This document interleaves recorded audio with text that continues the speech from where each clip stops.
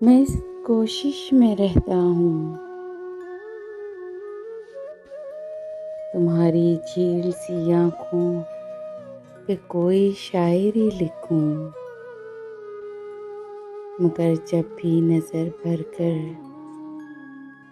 तेरी आँखों को तकता हूँ तो सब कुछ भूल जाता हूँ।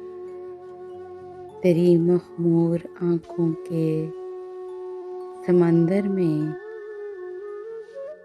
कहीं पर अल्फाज डूब जाते हैं। मेरी गज़लें, मेरी नज़्में वहीं दम तोड़ जाती हैं। मैं इस कोशिश में रहता हूँ कि तेरी झील सी आँखों पे कोई शायरी लिखूं, मगर नाकाम रहता हूँ।